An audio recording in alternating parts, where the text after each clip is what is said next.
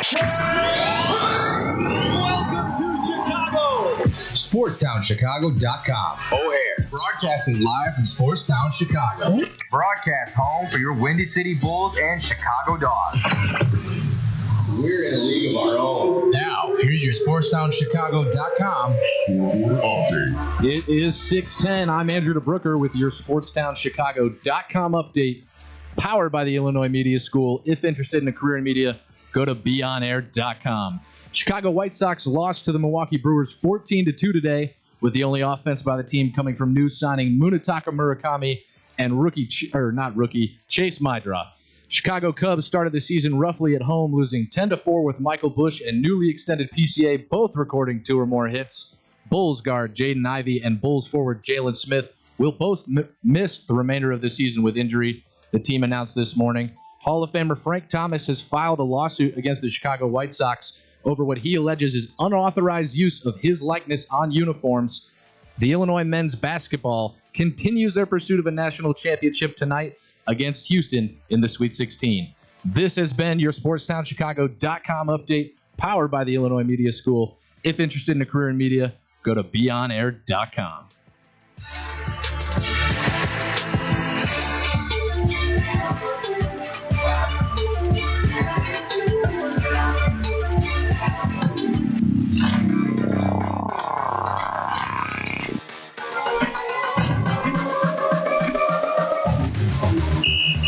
You've heard the final whistle, you've seen the scoreboard. The conversation is just getting started.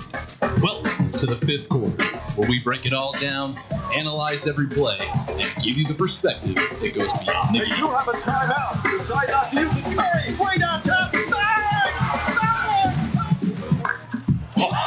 That first pitch crushing. Here comes Chris Paul. The lob.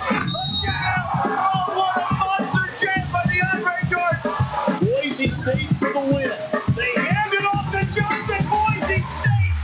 Whoa, the Crucinos, the Eskimos. Game might be over, but we're not.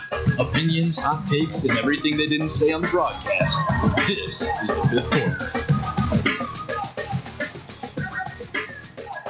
Welcome in, everybody, to the fifth quarter. I am your host, Andrew DeBrooker. We got a little bit of a new look here for the fifth quarter, kind of switching away from our group and going a little more one-on-one going here forward. And my first lovely guest to talk March Madness all day today. Why don't you go ahead and introduce yourself? My name is Joshua Williams. Y'all see me multiple times. Y'all know who I am, bro.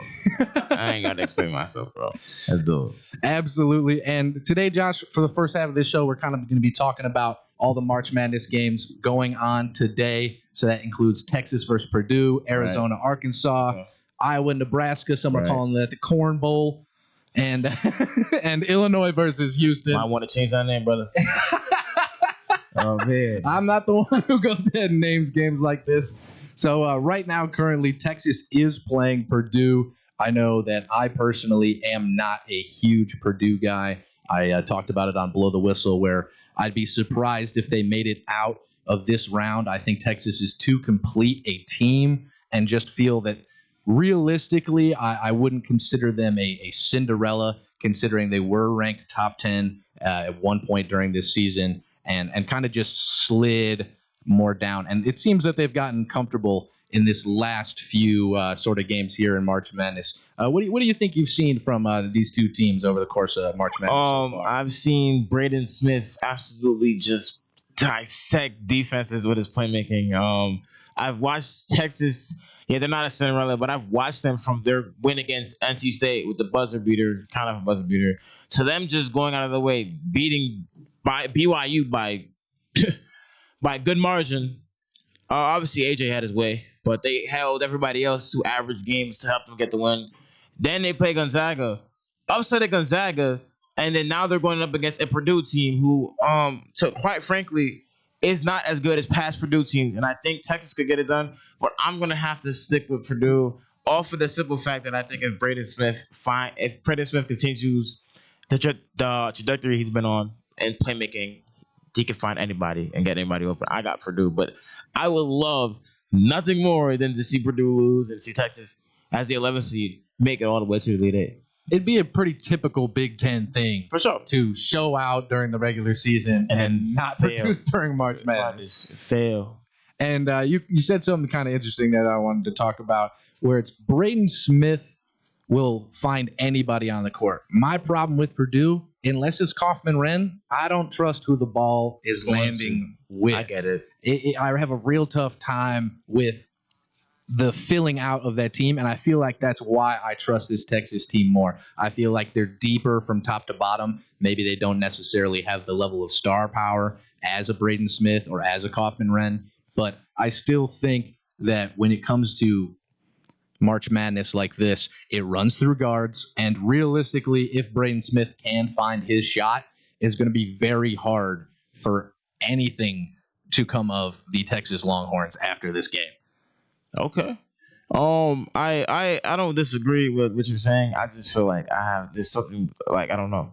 I feel like Purdue, because to be like quite frank with you, like I think Purdue, like when they win this, I think if they win this round, like they're out the next. So honestly, it doesn't really matter. It doesn't matter really to me who wins. It doesn't really matter. But like I feel like I'll have Purdue winning, but I feel like they're out the next round for sure. It doesn't matter if they land Arizona or Arkansas. So I think we'll kind of steer it there and talk about why we think Purdue's going to go ahead and lose almost immediately. I think they're losing literally the next round, bro. It doesn't even matter to me, bro. So we've talked about at length how much we love Darius Akup. Oh man, I mean, my goodness. He just gets so hot and really took over that last game that they played against High Point to kind of push them over and avoid upset. And I was just kind of going to ask, is there anybody else on that Razorbacks team that you're really looking forward to watching, or is it really just all on the backs of young guard play? Honestly, bro, outside of like a cuff, bro, I would love to see Malik Thomas do his thing. He's one of those players where if he has a great, if Arizona gets to the Final Four and he continues to play the way he's been playing, do not be surprised if he's a lottery, bro. I think the brother is lottery, bro. Okay. I'm gonna be honest with you. I think there's a lot of players who are above him right now. Players like probably Yaxel Lindenberg or probably Thomas Off, who I think they could be above him. I even think maybe some people have Jaden, whatever his last name is, dude from Kentucky, the center with the high upside. Yeah. They have him over Malik Thomas, but I feel like Malik Thomas has himself a great game tonight and a great game moving forward. If they win, no shot he's not top 15, top 13, to be honest with you. A young freshman, obviously playing guard, and really, if he can settle in, then you can kind of see the sky's the limit for these two young guards from Arkansas. I have all the talent in the world, bro. And right across from them, another team with all the talent in the world, probably one of the more complete teams we've seen this March Madness with Kopete, Braden Burries, and it's not I almost went ahead and said Keegan Bradley there, but it's Jaden Bradley. Jaden Bradley. Yeah. All three of them super talented. Absolute studs. Super talented squad. They're a very complete team. My issue with them is that they don't look as good as people make them seem. They had a really close battle with the Utah State, which had me very concerned moving forward because they was able to close out the game, but they went stretches without scoring a basket. So if they go stretches without scoring a basket against this Arkansas team, I think Arkansas can damn near win by like 10 plus, bro. I think Arkansas plays too fast a pace. That, like, if you don't keep up and you don't hit your shots, we really start worrying about what's going on. I mean, Arkansas is a 7.5 point underdog from what I'm looking at. Oh, I don't think it's going to be like that. I think that's crazy. I think that's a crazy take. I would take Arkansas all day on that line for sure, bro. I don't think it's that close at all. I look at like Arkansas as this like fast. They're like they run like teams who run in March Madness. I always kind of have my like best interest, to be honest with you. Teams that play fast pace, teams that have young guard play. Arkansas fits all of the normal things that you would look for in a deep March Madness run. And I think that's another thing that kind of gives me the heebie-jeebies about Purdue, where it's like, I mean, I like that there's some veteran leadership around there in Braden Smith and everything like that. But realistically, I don't see this crazy high upside. And since they're coming out of the Big Ten, they do play at such a slow pace, a la Virginia, for some other teams in the country.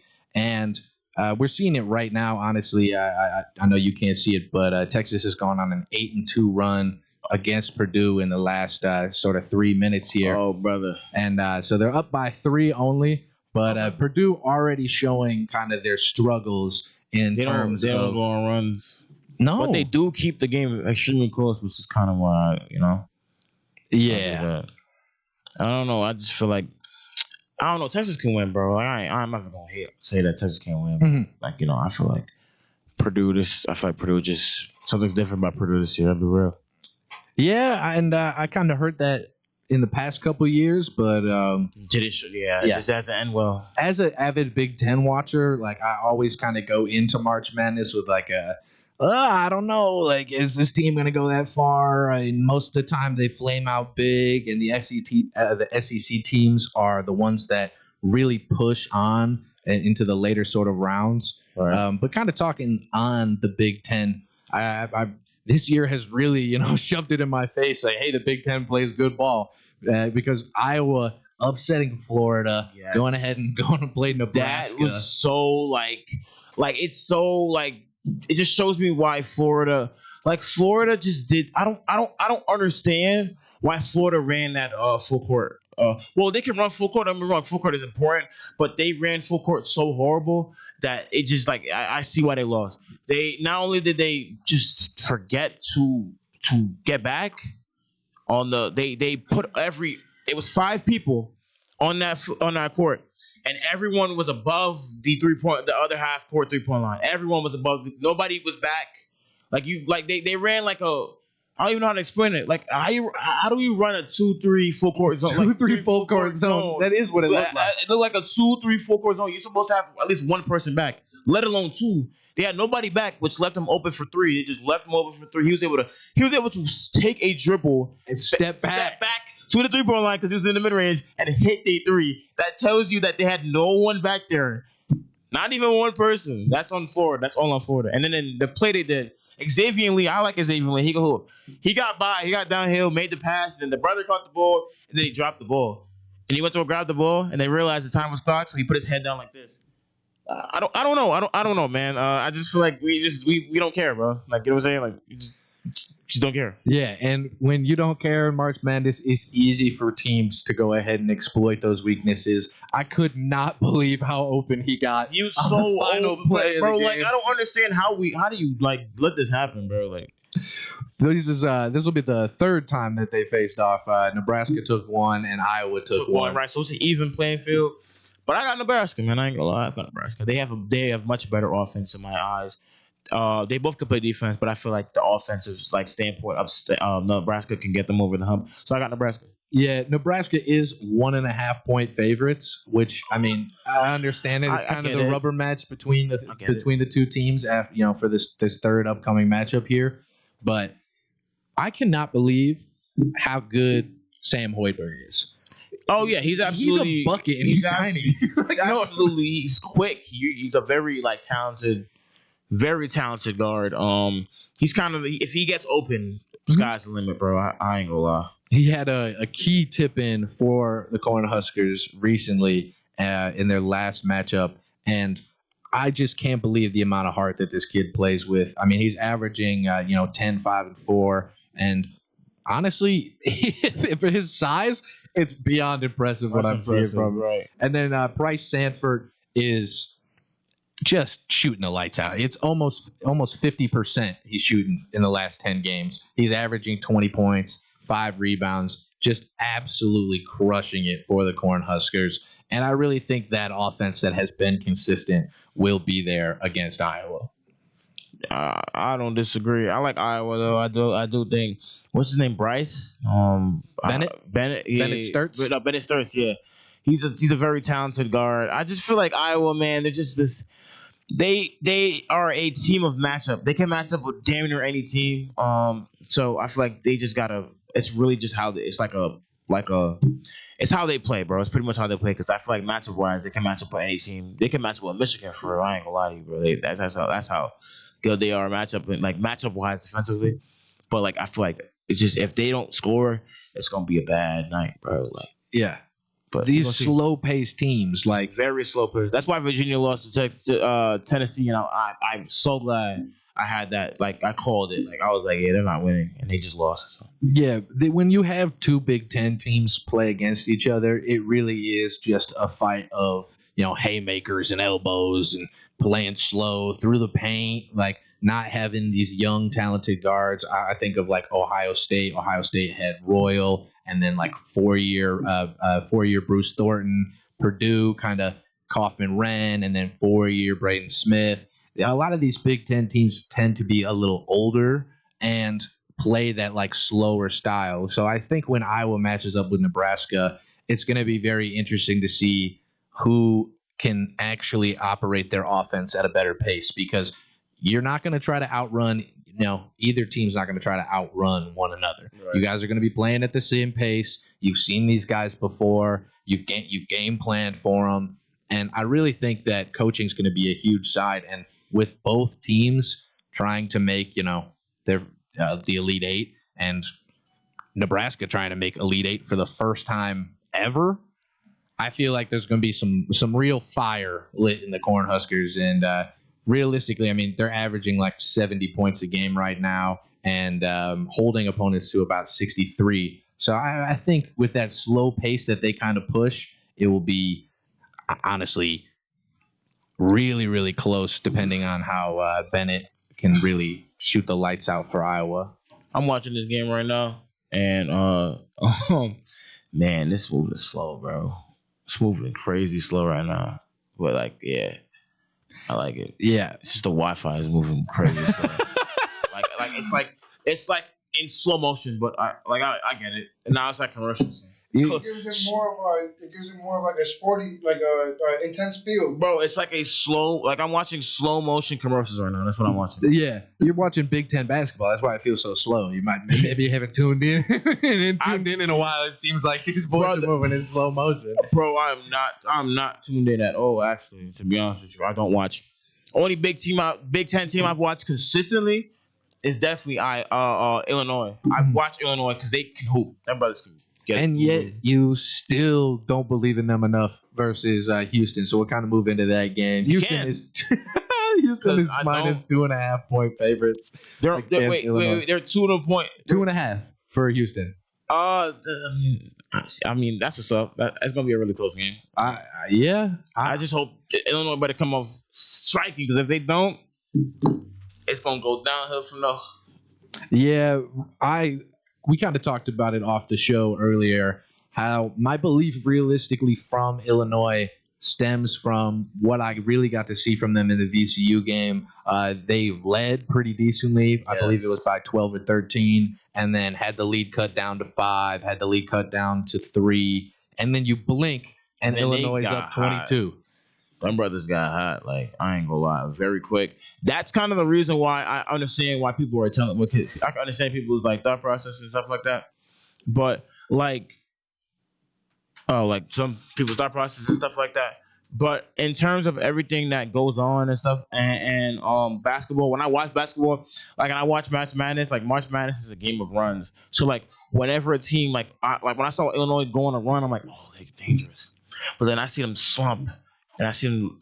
I see them like let teams come back in, and it's like, if I like as a coach, it's like, it's kind of like you're keying on that, and you kind of stop them. You kind of call. Yeah, that's when I feel like Houston, because like Calvin, he gonna call a timeout at the right time to stop them runs. That's kind of the coach I just see him as. He's a very high IQ coach, and their defense has just been like that all year. So I have Houston. I don't hate Illinois at all. They can hoop. I just don't have them winning. Sorry. I just don't got them winning, bro. No, I completely understand where you're coming from. I told you earlier, I think Illinois 77, Houston 74. I think it's going to be a close game, and the spread kind of, reflects that. I mean, Houston's 1-2 in one possession games. When it gets really tight, they tend to break. And that's kind of where I worry, because the Illini are 6th in college basketball in rebounds, and they're probably one of the top 5 offenses in all of college basketball. I think they're top 3. I realistically, absolutely, I can totally agree with you on that. But they score at such a high level, and Keaton Wagler is now fully healthy and averaging like 18 points. He's shooting 45%. Like, I cannot get more belief in the Illini. I think what they're doing and how they run their offense is so impressive. I love all the Europeans. You know, Yeah, they have a lot of names over there. A lot of Europeans, bro. Every time that I look at it, I'm like, oh, wow, Stojakovic and Mirkovic and a lot of Vitches. And they all tall. They all tall. They're just Every one all of tall. them. Tall. Like, It's crazy. It's crazy to watch. Like they're just tall, like basketball players, bro. And I'm very like open to watch how they operate, because they kind of run like a system game. They have a really good system. I'm kind of like just intrigued to see how they play. But I'm not like I'm not gonna doubt them or nothing like that. Mm-hmm. I just feel like there's 2 guards that run Houston very well, and Clinton Flemings and Chris Ciant Jr. I feel like they hoop, bro. And They hoop. Emmanuel Sharp has like And 12 points a game Sharp, over the last 10 and games. Emmanuel Sharp has been doing his thing the last couple of games, so they all got it, bro. I ain't gonna lie. Yeah, I kind of going back to the conversation we were having earlier, a lot of young guards towards the top of this year's draft, Kingston Fleming being one of them. I think Kingston Fleming is top 5 pick. He's my 4th or 5th pick right now. As of right now, he's my 4th or 5th pick. Him and the Cuff, they're kind of. I got him and the Cuff are interchangeable in my eyes right now. so Boozer, AJ, And Peterson, 3 are blocks. Those are and locks. then a Cuff and Bro, my top 10, it's like a Cuff, Kingston, and then 6 I have Wagler, because what about Caleb Wilson? he's 7. Okay, And then at 8 I have Mikael Brown Jr. you love that guy, Bro, You that love how he brother, hoops. that brother. When I think of like a shooter, bro, he reminds me of Damian Lillard slash Nash, because he has he can play make. So like he's 8, 9 will be Nate Ahmet, because Nate Ahmet he reminds me of like Ricochet, but also KD, but like KD a little bit and a little bit of KD, more Ricochet, but he has flashes of KD with his he has a pull up, like KD's pull up is. That's like Ahmet to me. Ahmet's pull up is, feel me? And then 10 is kind of like hard, because I have Thomas off. If he doesn't, because he's a junior, he could go back one more year. If he doesn't leave, you feel me? Yeah, But I feel like he's gonna leave, so I feel like he's 10. And then I have like I have Yaxelberg in my top 12, 13. Lindenberg. Yeah, Yaxel Lindenberg. I have him in my he's like 12 or 13 for me. And then I have who was 11? I had somebody at 11. I forgot. I forgot his name. But like, yeah, Yaxel Lindenberg's in my top. He's lottery. He's pretty much lottery to me. Stuff like that. Damn, this is glitching and it's pissing me off. He's throwing down the bro, like Texas has the ball and he's dribbling. He's like dribbling in slow motion. Like lagging on 2K. It's like when you lag on 2K. Yes. Oh my god, he's like dribbling in motion. Like, oh my gosh, it's annoying, bro. I want to kind of spin back to something you said earlier, talking about how you like the amount of really like assists that are going on and Love playmaking and the playmaking that Houston brings. I think Illinois has a little bit better playmaking just as a team, realistically, but I feel like if it's a low scoring game, I think I'll give it to Houston. I think if it's under 70 for for both teams, that it's probably going to be a Houston game, considering they hold opponents to about 64 points a game.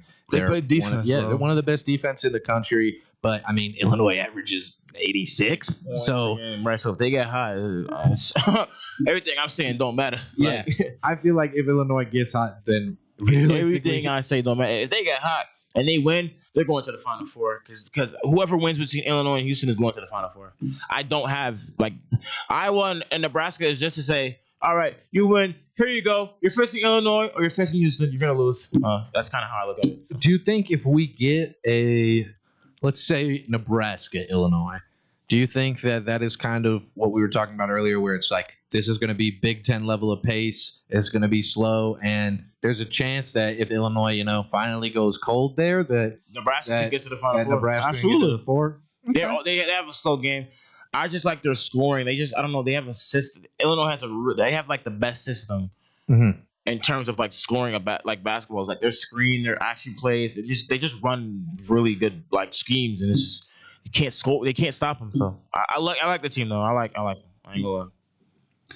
Yeah, I think that realistically, whoever comes out of this Illinois-Houston game is most likely going to meet up against Duke in the Final Four.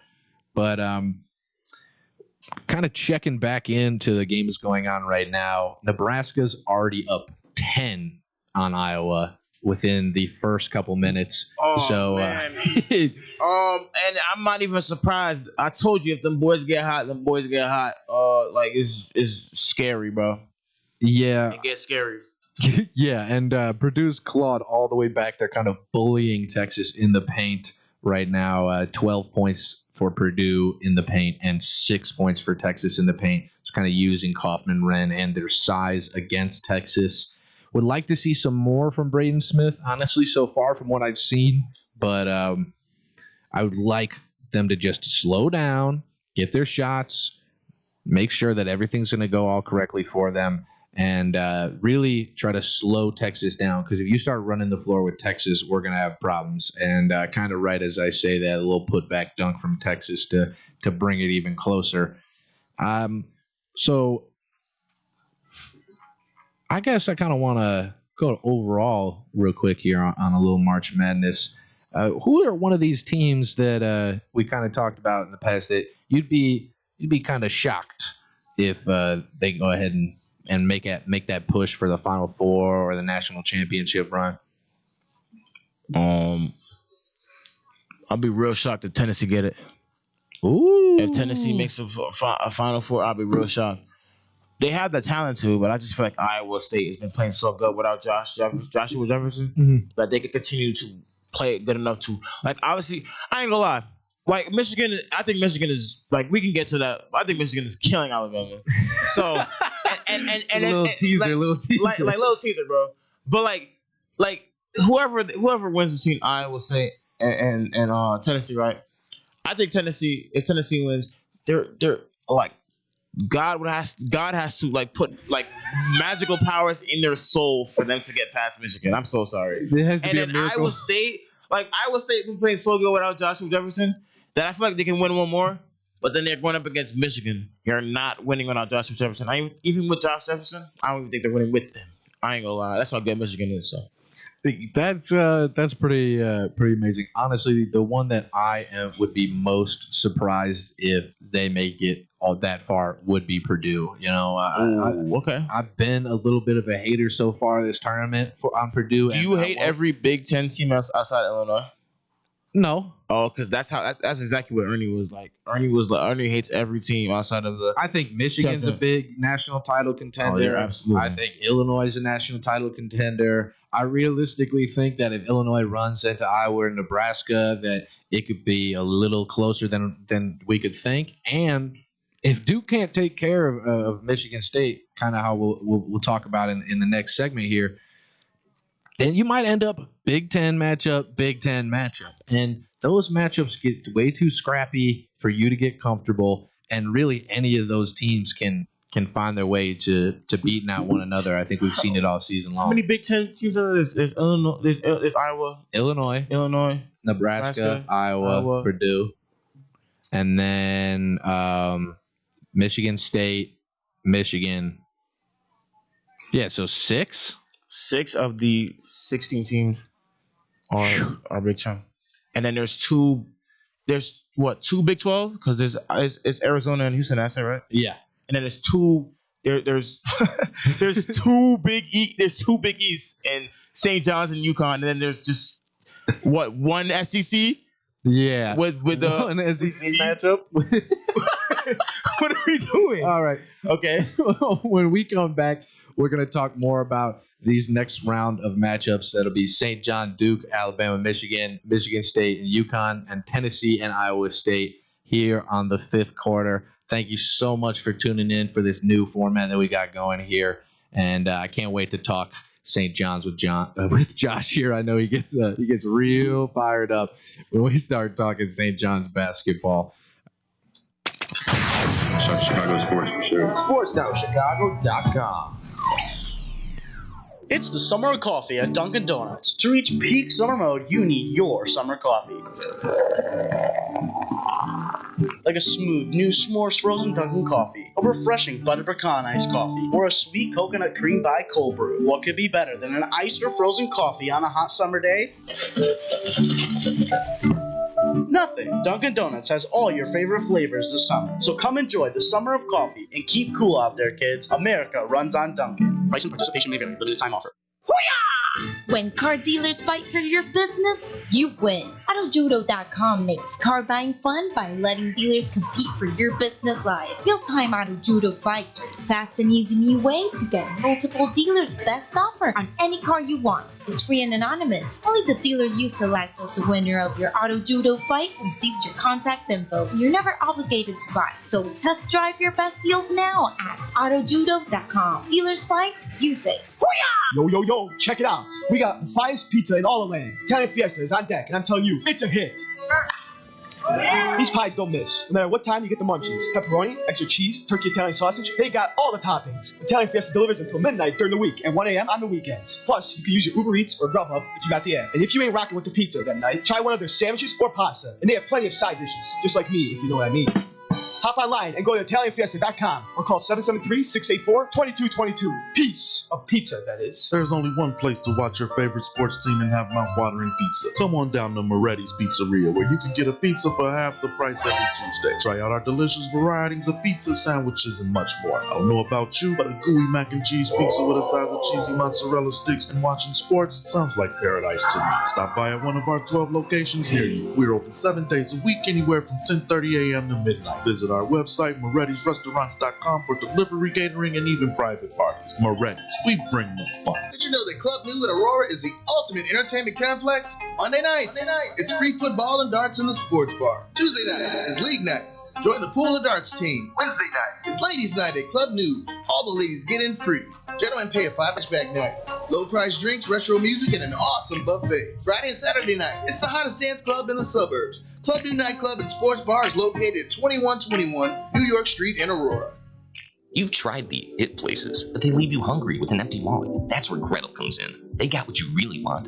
Visit their chic, lounge-like gastropub and try one of Chicago's top burgers, the Gretel Griddle Burger. The house-made bun and garlic aioli set this one apart from the rest. And don't miss half-price oysters, 4 to 6, Monday through Thursday, with rotating drafts, craft cocktails, and portions that don't skip. This is one of Logan Square's best-kept secrets. Monday through Thursday, 11 to midnight. Friday and Saturday, open till 1. 2833 West Armitage. Gretel.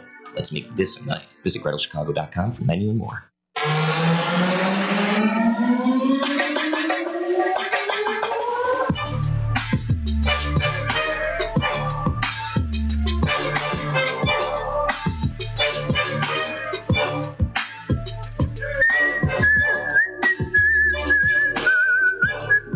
Here we go. This is the fifth quarter. Welcome back. Cut the BS, pal. Let's go.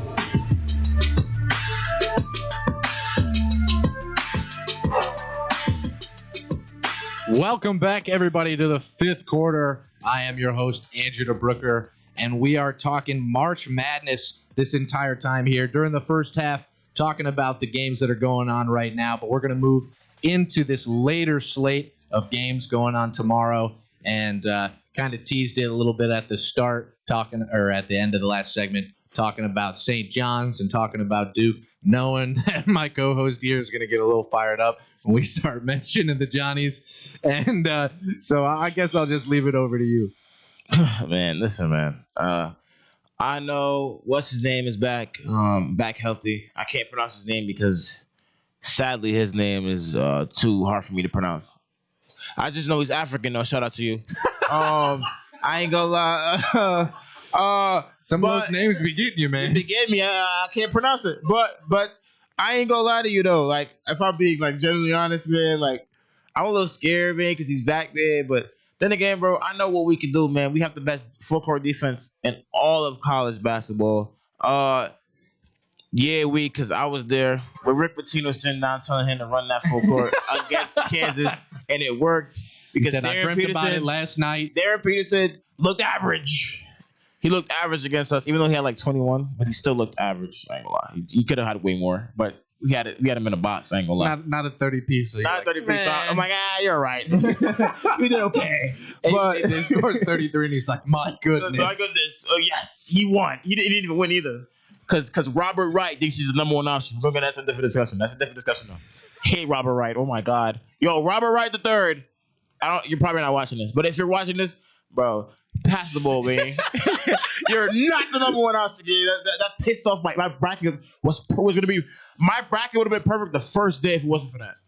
Oh, damn. So you got some BYU hate. Man, listen, I love AJ. But Robert Wright, buddy... Your time will come. Anyway, like I was saying in terms of like St. John's and stuff like that, like, man, that game winner was so special, bro. Like I felt like I was there, bro. Like I saw that, and everybody was like, I know you're a little bit concerned. No, bro. I was like everybody predicted Duke, St. John's, Sweet 16. Everybody was like, all right, it's gonna happen, and I'm ready for it. I am ready for I'm ready for Duke. I am ready for Duke. I'm ready for Duke. And I'm going to say it. We got the dub. St. John's. Let's go. St. John's over Duke. If we can play our full court defense, I ain't going to lie. I'm not worried about no Caden Boozer. Ooh. I'm not worried about no Caden Boozer. What are we talking about? First of all, that's one. And two, if we put Zuby on Cameron Boozer, if he can't do much against Siena, what can he do against Zuby, the Big East Defensive Player of the Year? Let's talk about it. And he was looking deep. He was all right. He was okay against TCU. The only reason the game was close for the first half. The only reason they lost is because TCU went 5 for 25 in the field goal. In the second half, they could have hit one shot. And every time the Duke got the ball and they did this, they got a foul call. But that's a whole different discussion. It's not happening against us. Give me St. John's. Let's go. You're ahead. I'm talking my stuff. Oh my goodness! I'm talking my stuff. Let's go. Now I'm gonna curl in my shell here. We're like, I picked Duke. I'm talking my stuff. Yeah, I personally, I completely understand where you're coming from with St. John's. Though I think everybody saw the bracket when it originally came out and penciled in Duke versus St. John's. I'm just glad that we finally get to see this matchup after kind of waiting on it for a few weeks, letting things stir, seeing the heroics from the Johnnies and maybe how Duke has not necessarily looked themselves. You know, they're the top defense in the country, but when you have to focus in and play a 2-3 zone against a 16 seed, you make me start to question necessarily how well your team is going to show up in those moments. And I think they definitely got a lot of those shooting jitters out against TCU, and I was really impressed by Caden Boozer so far this tournament. But I agree, I don't think he is that focal point that you need to go ahead and carry you over St. John's. I really think you need one of the top prospects in all of basketball in Cameron Boozer to be less unselfish. When I watch his game, that is the thing that frustrates me the absolute most. There are multiple times in the Siena game where he is just spinning in circles on his pivot foot, looking for somebody to find. And I really have a hard time seeing you as this top caliber player that can lead this team to a national title run when it seems like when the moment gets very large, you look to your other Duke teammates. And granted, I know they're Duke. I know they're a number one seed in their respective area of the tournament. But I need your number one guy to show out. I'm a little concerned because of like Isaiah Evans. He's been playing great all tournament. He been hooping. He is somebody I'm very concerned of because we can't shoot the ball and he can shoot the ball, brother. So if we don't get back on defense, he's lining it up. I'm very concerned. But yeah, though, man. Give me St. John's, man. I'm rocking with St. John's. Give me St. John's. Yeah. Give me Rick Pitino. Give me Rick Pitino. Give me Rick Pitino. Like, yeah. I think Duke is 6.5 point favorites against St. John's. What you think about all that? Yeah. Okay, understand. So St. John's is good in one possession games too. So if you can force Duke to start, fighting and getting that game close within one possession. Bro, listen, bro. Like, we just got to play full court from the jump. Like, the last 2 games we were playing full court from the jump, but I would say play full court from the jump. Like, I'm talking like the moment they score, full court. If they shoot a 3, full court. 2, Rick Pitino. Rick Pitino. Rick Pitino. Rick Pitino. You better full court. First play.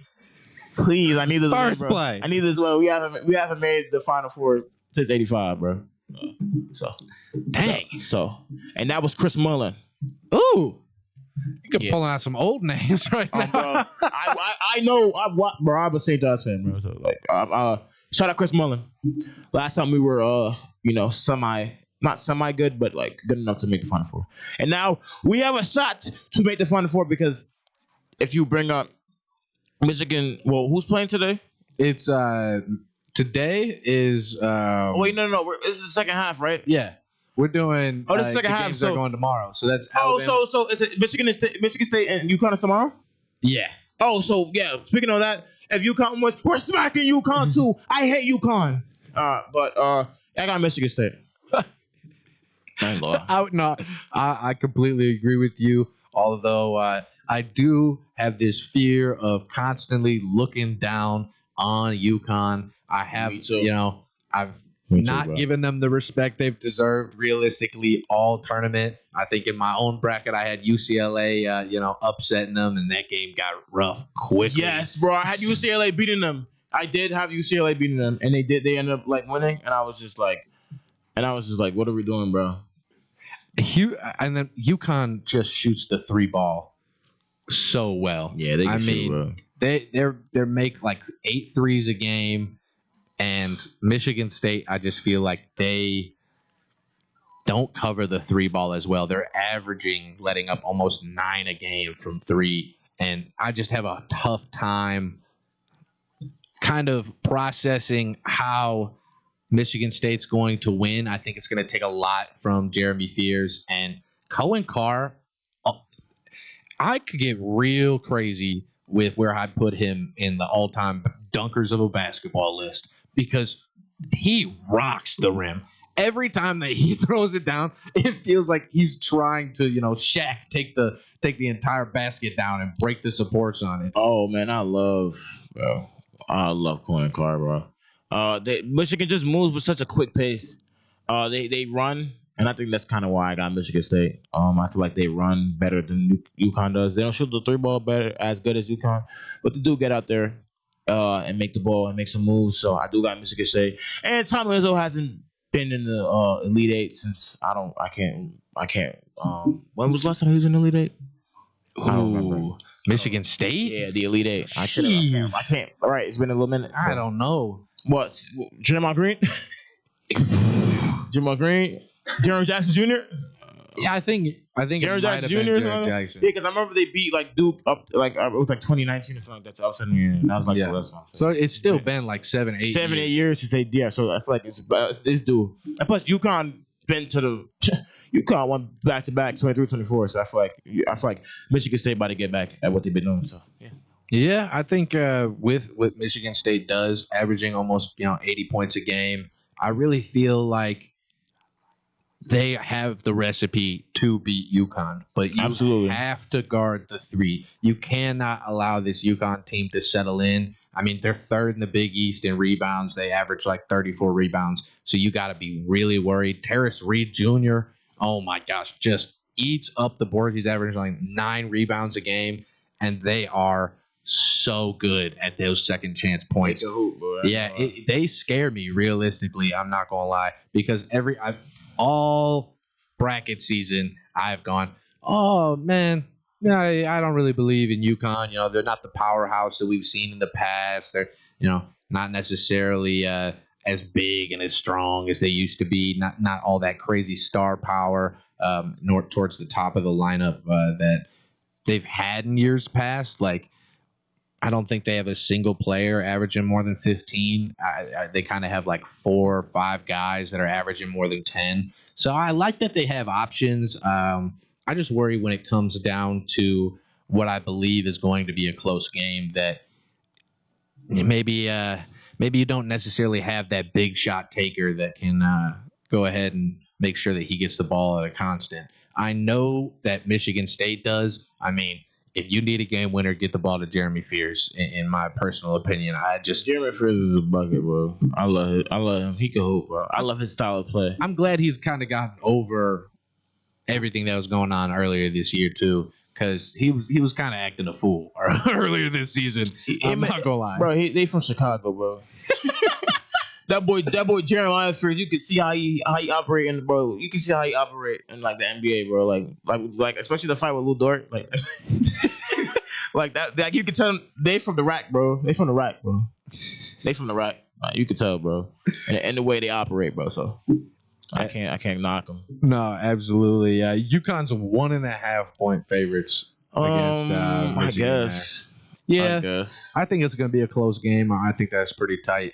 But moving into a game I don't think is going to be very close. Alabama, Michigan.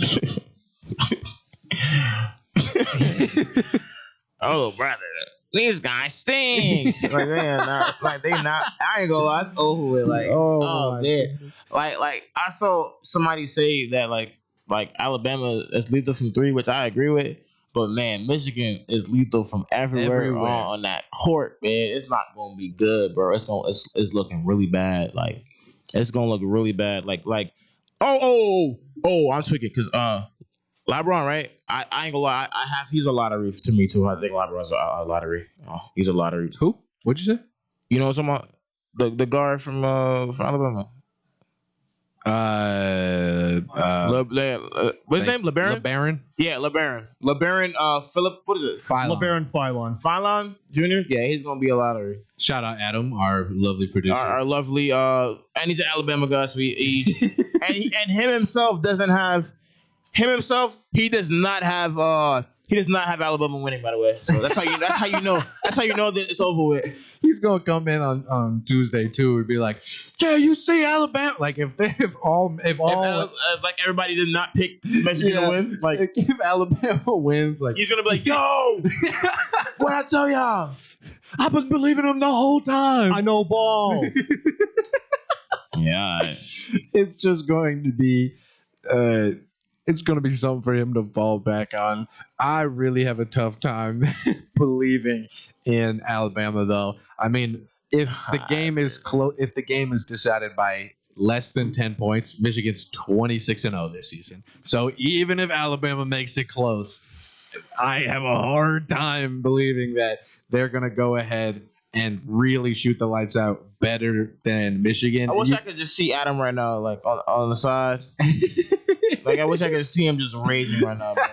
Like raging. Like, he's over here in the corner acting a fool. Like he got here raging. Like I wish you could just see it. But Michigan averages 9 3-pointers per game, which is a whole bucket from 3 more than Alabama. So kind of on the point you were talking about earlier, everybody's talking about, oh, Alabama shoots the lights out. Right. Alabama's really good from 3.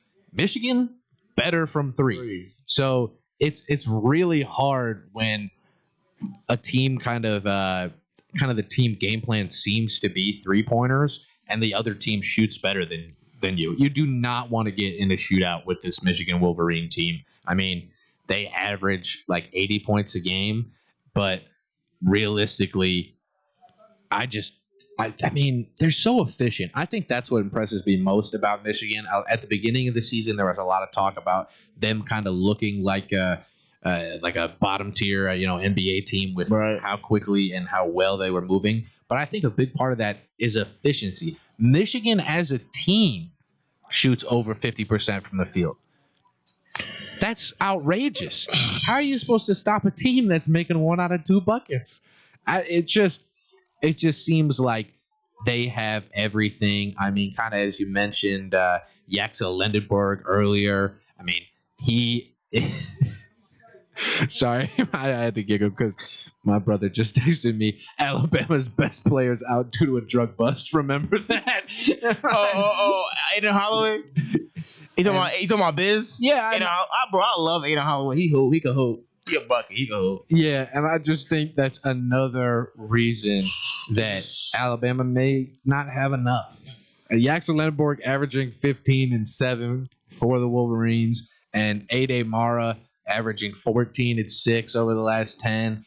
I know he gave the Buckeyes so much trouble at the rim. He is such a big guy, and trying to go ahead and really push the pace. Like, if you can't outshoot Michigan, you're not going to score on Michigan in the paint. It's just not happening. So I really want to see a fast-paced, efficient Alabama team. I know that's tough for them. I know that they should. Sorry, my brother is sitting here. He said 2, 3, 4 pounds of marijuana. All right. Okay, now. Yeah, all right. We're done. We're trolling right now. He said we're done with talking about that guy from Alabama. Wish him all the best on getting Free back biz. getting back Free to college biz. basketball and everything that he's been going towards. But I really think that it's Michigan's game to lose. Reload that. Go ahead, and I know they're watching right now. I know the family's watching the show. So if you get kicked off of the YouTube because I'm trying to watch college basketball, you stay off the YouTube because I'm trying to watch college basketball. I got a show going. So I think the next game that we're gonna go into is Tennessee Iowa State. Just offhandedly, I have to mention Michigan is 9.5-point favorites against Alabama. So just bet on them winning by 20, gang. Just bet on Michigan running away from it. By 20, dog. So in the Iowa State game, Iowa State is minus 3.5-point favorites against Tennessee, and honestly, I just don't see a world in where Tennessee comes out of this game on top. It's really hard for me when they are a team that rebounds well, but I realistically don't see anything stand out from Tennessee. They okay, bro. And I mean, Jaden Gillespie. He can shoot, bro. I'm sorry, Jacoby Gillespie. He can shoot. He can shoot, and I mean, he shoots over 41%. From the field goal and over 35% from three. So I realistically think that he's their bucket getter. And I have yet to see Iowa State slow down. Everybody wants to talk about them going ahead and maybe not being up to, what they were billed as with the loss of Joshua Jefferson. But honestly, there's another one of those crazy European names we were talking about earlier. Milan Momklovic. Oh my gosh. Man. That boy's a bucket too. He shoots like 52% from the floor. I can't believe it. I mean, the Cyclones are so good, and they, just like Michigan, as we were talking about earlier, they're so good when they're within 10 points. 25-3 when the game is within 10 points. If it gets close, Iowa State shows up, and it hasn't been remotely close for them so far this tournament run. No, they definitely are a really good team. They play defense, man. They get a lot of steals. Like 2 of their guys are like top 10 in like steals in the tournament. They get steals, bro. That would be Lipsy. Yes. Yeah. Oh, they get steals. He's a hawk. Bro. They get steals, and their timing is impeccable, bro. And then I believe it's Killian Turi, and he is the other guy. They're both averaging over 1.5 steals a game, which, I mean, when you can force turnovers in March Madness, and kind of like you were saying, March Madness is a game of runs. For sure. And you can keep that pressure on and move everything into, doing amazing realistically with that pace. I think that it's going to be really hard for the Volunteers, who haven't shown me anything crazy besides Nate Ament. I think Nate Ament shows good defense for them, but I just don't think their top end talent, even with the loss of Joshua Jefferson, is enough to combat Iowa State.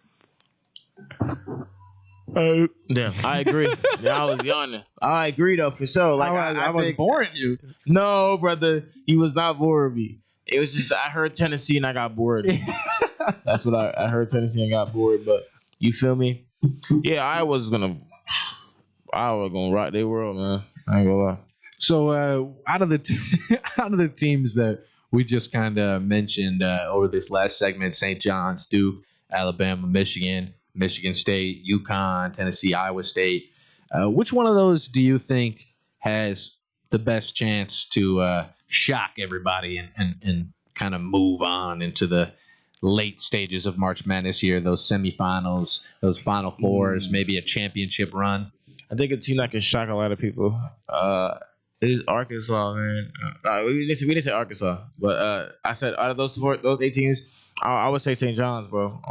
I'm rocking with my Johnnies. I feel like we could definitely make some noise because if we beat Duke and we play either, I think we could beat Michigan. I think Michigan State. I think we could beat UConn. I think we can go to the Final Four, bro. I'll be honest with you. Any team that comes up? Yeah, I think we could beat both of them. I honestly think that it's a complete toss-up in terms of which team is going to come out of that side of the tournament. I mean, especially now with Iowa knocking out Florida, Iowa, Nebraska, Illinois, Houston, each one of them, we can make a case for why they're meant to make that final little area. A lot of people, I think Iowa could make it to the Final Four. Like, if they, match up against right teams, bro, I think they can make it to the Final Four, bro. Does that require Illinois to beat Houston, though? I ain't gonna lie. If Illinois, if Houston beats, Illinois, I will not win it, dog. I was gonna say. So if it ends up Big Ten on Big Ten. So if it's Big Ten, Iowa could be. I think Iowa could match up pretty well against Illinois. Yeah, real talk. I just don't think. I'm sorry. If Illinois beats Houston, then I think they got it. They might have it. They might have it all. But I don't think it's happening, man. I got Houston, bro. Houston guy. It's Big tough. 12 guy for real. I'm not a big. I'm a Big East guy, but obviously Big 12 is cool too. Big East guy is he's like, I hate UConn. Oh yeah, I love every team in there. I'd rather watch Marquette over again than watch UConn. I hate UConn. I hate UConn. We beat them twice, and they somehow are the number 2 seed while we a 5th seed. Fine. We fine. They got free game. They had a free game, and every game they played was close. Oh, well, for the first half. And then they just started taking over the second half. I said this on Blow the Whistle the other day, but I thought that St. John's should be the 2 seed that Purdue is. I know Purdue won the Big Ten title. Because who Purdue playing? Queens? We're smacking Queens. Who do they play next? Miami. Smacking Miami. Who else they play? They play Texas. We're smacking Texas. What? And I'm sorry, all the Texas fans out there, y'all had a really good team, but we're smacking y'all. The moment we put a full court, the moment we press up on your guard, that one lefty guard, he's not going nowhere. What, bro? And we're a 5th seed. We have to fight and claw. We have to play Darren Peterson. We have to play a top 3 draft pick in the league. Well, Texas had to play AJ the best, but that wasn't his fault. AJ had 30, and Robert Wright the third wanted to dribble the basketball. You can't hoop, brother. I'm sorry. Pissed me off, bro, but it's cool. Yeah, no, I know what you mean. Texas is holding their own to it. Texas is doing their thing, man. I can't hate. Against Purdue, it's 39-35. I mean, these teams out of both sides of the bracket, it seems like there's a lot of chaos to come, and a lot of it relies on whether or not these Big Ten teams continue to show up. I am more than excited to see this Illinois-Houston game tonight at 9:05, and just absolutely cannot wait to see Keaton Wagler shoot the lights out And before that, too, we get spoiled a little. A Cuff versus Arizona. But when we come back on the fifth quarter, we're going to keep it going with some more college basketball, kind of discussing, whatever we'd like in terms of March Madness, discussing the games going on right now. And we will be right back here on the fifth quarter. Thank you so much for tuning in. I sound a little cocky, but I think we're legends in Chicago. We really are. SportsTownChicago.com. We're all looking to save $1 these days, right? Well, Pino's on Main is the perfect spot for pizza lovers with the $10 and under menu that'll make your taste buds and your wallet happy. Fried chicken sandwiches, just $6. It's so good I had to start working there just to eat it every day. That's not all. Grab 2 large one-topping pizzas with extra cheesy goodness and a 2-liter soda for just $26.30. Plus, order online to get 5% off exclusive deals. Family owned and operated for 30 years, open 7 days a week, and until 1 a.m. on Fridays and Saturdays. Check them out on the corner of North Main and Willoughby. Pino's on Main. Oh my God, I need some Pookie's crack cake. Pookie's crack cakes. Yeah, girl. You ain't never heard about the best crack cakes in Chicago? They're right there in the Bronzeville area, right at 105 East 47th Street. They're moist, delicious, premium homemade cakes made fresh daily. One bite and you're addicted. They got the caramel cake, butter pecan praline, and red velvet. Ooh, and don't forget the strawberry lemonade and the chocolate Oreo dream. They're open Wednesday through Saturdays, 11 to 6 p.m. Sundays, 11 a.m. to 4 p.m. And they're closed Mondays and Tuesdays. Early arrival is highly recommended. First come, first serve. They give out tickets at 10 a.m. Just mention you heard it right here on Real Girl Talk Radio, and you'll get a free butter cookie with your purchase. Make sure you follow them on Instagram and Facebook at Pookie's Crack Cakes. Girl, where you going? I gotta go get my crack cake. Let's go. Looking for a great bargain? Want to find cool collectibles? Need to get fresh fruit and vegetables for the family? Come on down to Swamporama. 3 great locations, 42nd and Ashland in Chicago, Melrose Park, and Alpha, with hundreds of indoor and outdoor vendors selling clothing, tools, electronics, and much, much more. Have stuff for sale? Become a Swamporama vendor and turn your hidden treasure into cash. Visit their website for market days, hours, and vendor information. Go to swap-o-rama.com. Swamporama, the first leg in flea markets. There's only one place to watch your favorite sports team and have mouth-watering pizza. Come on down to Moretti's Pizzeria, where you can get a pizza for half the price every Tuesday. Try out our delicious varieties of pizza, sandwiches, and much more. I don't know about you, but a gooey mac and cheese pizza with a size of cheesy mozzarella sticks and watching sports sounds like paradise to me. Stop by at one of our 12 locations near you. We're open 7 days a week, anywhere from 10:30 a.m. to midnight. Visit our website, Moretti'sRestaurants.com, for delivery, catering, and even private parties. Moretti's, we bring the fun. Get money for that old car sitting in your driveway today. No more insurance payments. No more playing taxi for your friends and your family. More room in your garage with Winning Auto Wrecker. Winning Auto Wrecker comes directly to you and takes that problem car away and off your hands. Call anytime, day or night at 888-555-0910. Or go to winningautorex.com and we will take that junk off your hands in no time. You win, we win with Winning Auto Wreckers.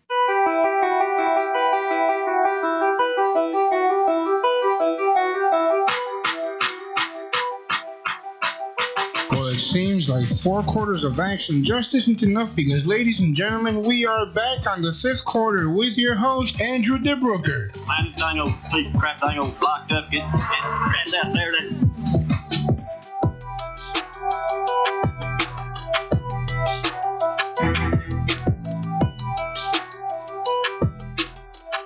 Welcome back to the 5th quarter, everybody.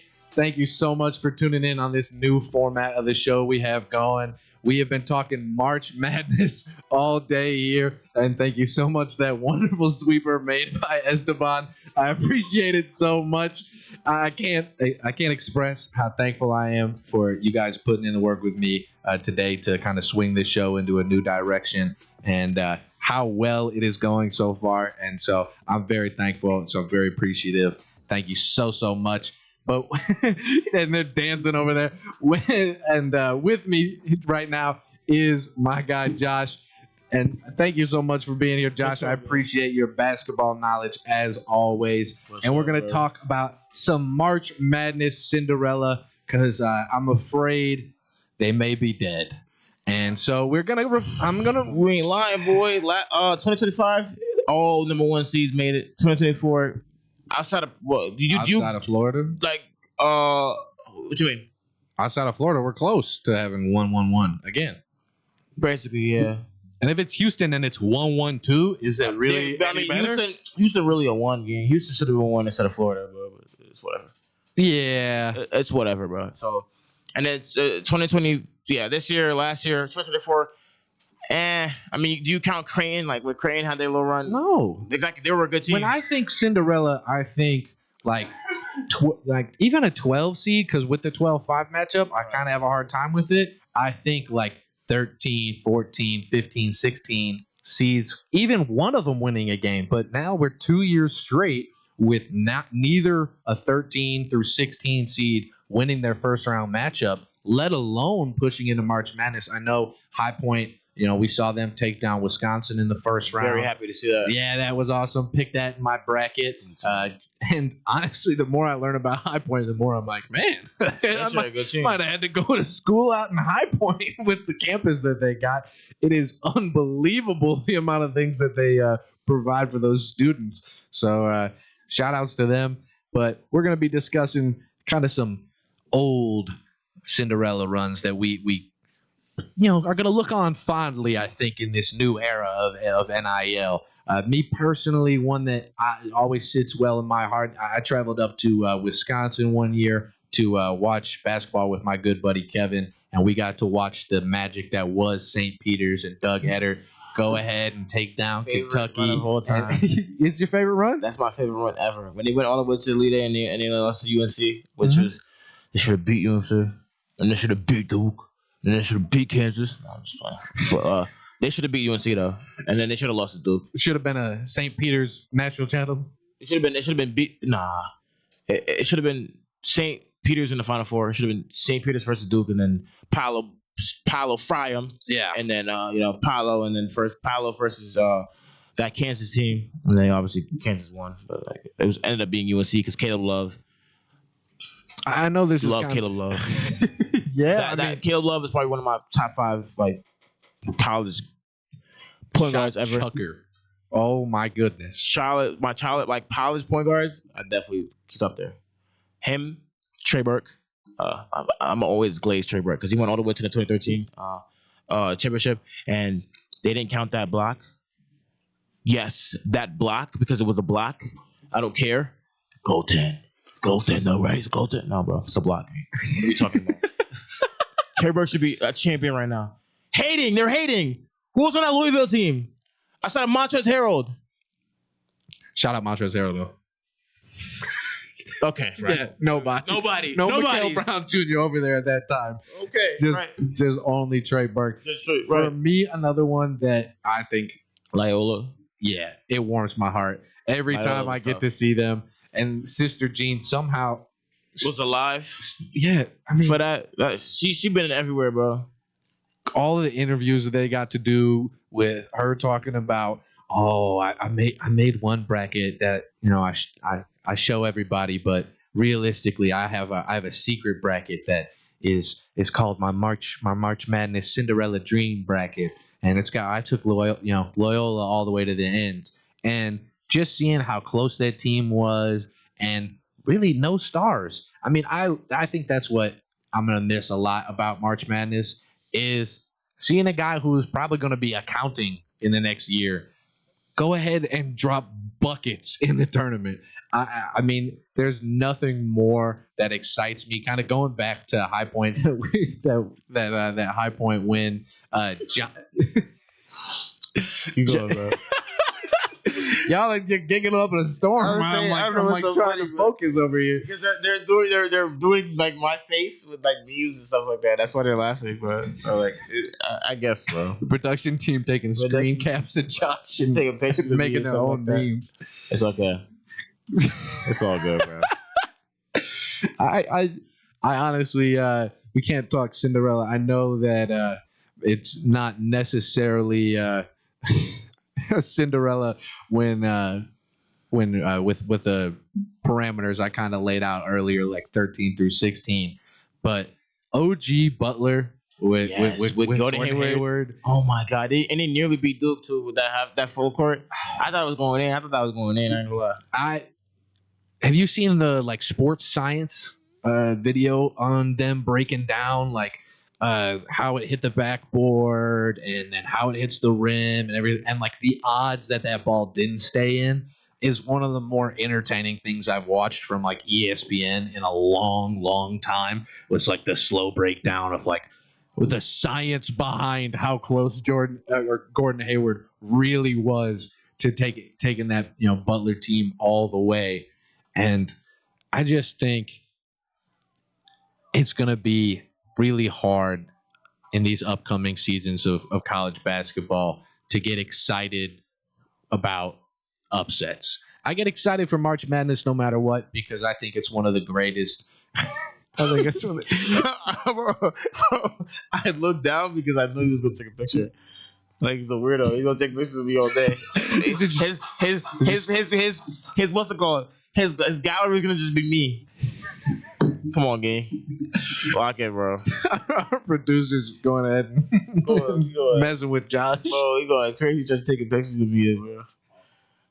Crazy. Oh my goodness. Nah, but this is not also not a Cinderella run, but like 2008 Davidson with Steph Curry. Ooh. I think run. That is though, because they're like a 10 seed, and nobody's ever heard of them. Yeah, I think that's where like my problem is we didn't even have a double-digit seed besides Texas make it to the Sweet 16, right? And kind of like we talked about earlier, I don't think of Texas as a Cinderella.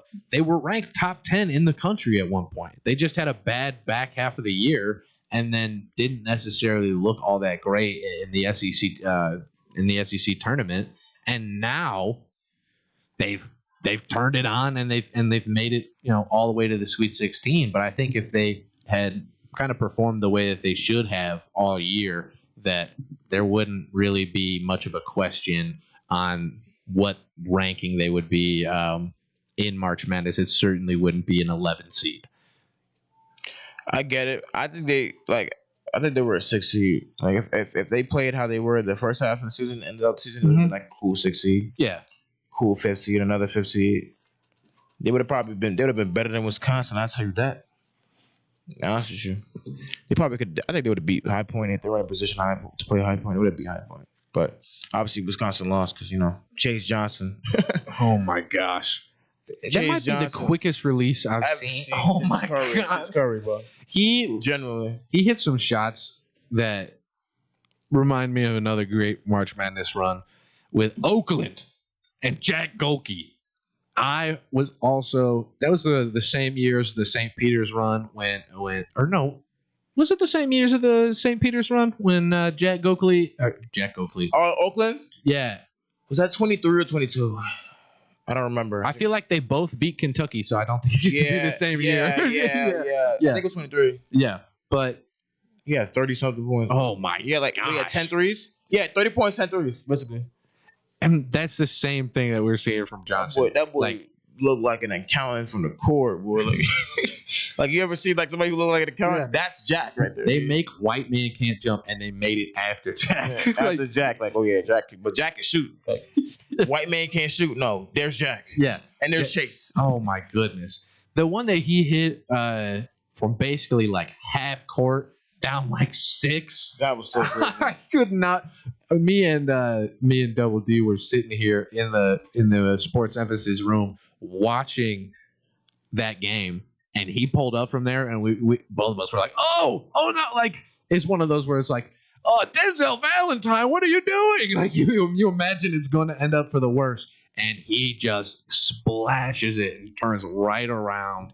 And I also thought something that was really cool about him is the Bible verse that he had on his shoes is all about like the shepherd and how the shepherd like leaves 99 sheep to go find like the one that he lost. Like, and as a senior who already lost a year to injury, and honestly, me and Double D were like, man, if this guy's a year younger, oh my gosh, the bag that he's getting paid in the transfer portal is next level. So I'm really interested kind of to see how the transfer portal sort of waters down those mid-major teams that we kind of normally see to be our Cinderella runs, and levels out more of that Big 10, Big 12, SEC kind of ball, because it's like, hey, like the gentleman from VCU, I'm forgetting his name. The one with the dreads? Yeah, he's getting a bag. Yeah, because he's not. What is he? A junior? Sophomore? I think he's a sophomore. I think he's a sophomore. So we gonna look. As a matter of fact, we gonna look that up right now. But VCU's not keeping him. Why would they? You know who's gonna be great? Oh, we can talk about. Oh, hold on. Never mind. But like, I feel like Terrence, like Shannon Jr., he's gonna get it back. Like somebody like, I ain't gonna lie, like, isn't Terrence Shannon the old Illinois guy? Yeah. I'm pretty sure they have the same name. It must be one of those bucket getter names. Just to bring up some kind of funny. Or I might just be saying his name wrong. Nah, you're good. My good buddy. No, wait. Yeah, it is Terrence. It is Terrence Shannon? Yeah. It's just Terrence Shannon. He's a sophomore? He is no, it's just 20. Brother, what? What is going on? While you go ahead and look that up, I'm gonna look this up. I'm gonna go ahead and mention my boy Donovan. Him and I were. He sent me a funny message the other day, kind of mentioning Terrence Hill Jr. Terrence Hill Jr. There we go. There we go. I know his first name is Terrence. Mm-hmm. I know his last. I was like, Terrence Shannon. Yeah, he's on Minnesota. Yeah. I was like, I thought I wanted the Bulls to trade for him eventually. I thought what? But he is. It's not even showing me his age. It's just showing me. No way. Your eyes got real. He a freshman? No way he's that young. He's a sophomore. Oh, bro. My gosh. He's averaging 50 points per bro. 600K from a Big Ten team right now. He has 17 points against Illinois. 17 points on 43% field goal percentage, which is that's all right. Yeah. He had a good season though. But he looked good. Yeah, he gonna get it back. Some Big Ten SEC teams gonna go. Nebraska might pay him, boy. Nebraska might get him a bag, dude. Especially because they just made it to the Sweet 16, looking to get back. They could use somebody like him. Mm-hmm. I ain't gonna lie. A guard to lead the team and a young one. Kentucky could use him too because what's his name? Oge. He was a senior after he hit the shot. One shot. Yeah, he's a senior, so I feel like they could use him too. Terrence Hill Jr. Yeah, he's a sophomore. They could use him. That's probably one of the best shots I've seen in the I want him on Syracuse though. I want him on Syracuse because what's his name? The dude, the point guard for the national team, the national championship team 2003, is now the head coach. Well, I forgot his name. Gary something. I forgot his name, but he was the point guard for the national. The Mellow year. The Mellow year, he was a point guard, the starting point guard for that team. He was a freshman. They were both him and I forgot his name. I'm sure. Isn't the Siena coach? Yeah. Yeah. He and look, Siena players are transferring, and they're gonna be transferring to Syracuse. Mm-hmm. They already have Kyan Anthony. Bro, do not see. Next year, Syracuse will be in the tournament. Okay, I'm telling y'all right now, whether they gotta be in the first four, or they already clinched, they're gonna be in the tournament. Syracuse gonna be in the tournament. I telling you, and if they get, don't be surprised if Syracuse throw a bag at Terrence Hill Jr. and they get him. Honestly, I don't hate that prediction. I really think Kyan Anthony, you think he's good enough to lead that Syracuse squad? They need a little more, and I think they have everything they need to be successful. Especially because now they got their new coach. I feel like they have everything they need to be successful. And with the transfers, you're keeping that NIL money open. Right. So I feel like you might be able to go pay money. I know you're not one. They're not one of the largest schools, but historically they got people, bro. Yeah. There's no way Syracuse doesn't have basketball donors. That's just there's no way that happens. Because I'm spacing on it right now. The former coach for Syracuse for the longest time. I cannot put I can see his face, and I know his son played for him, and they were really good at shooting the 3 ball. But honestly, it's good to come on, Adrian Autry, whatever his name is, or Jim. Jim Boyham. Yeah, he was all right, but he wasn't all right. He was good. He was I was great. gonna say he was great. He was great. He just ended off his tenure pretty bad. That's kinda how it was, but he started off really good. I think that team, that 03 team, bro. Oh, like that 03 team was so good because it was like the coach right now. Yeah, what's his name? McNamara. Gary McNamara. What you said? McNamara. Yeah. Yeah, McNamara. Yeah. McNamara is Gary McNamara is the coach. Now he's the coach. He was the starting point guard. They had Melo. They had Hakeem Warwick. I remember Hakeem Warwick was the starting center. He went on to the league and played for the Memphis Grizzlies. He was garbage. Garbage. Just sorry, dog. Just focusing in. I'm sorry, man. Focusing in on that. It was so garbage, bro. Like, oh my god, man. But it's okay, bro. My brother, you were garbage, man. Like, but that was a good team, though. And they ended up. They played Kansas that year with Kurt Heinrich. Oh, Captain Kirk. Who else is on that team? Nick Collison. Oh, damn. Captain Thunder. Nick Collison. There's more. I'm just not thinking of it. Damn. There's some white guys on that team.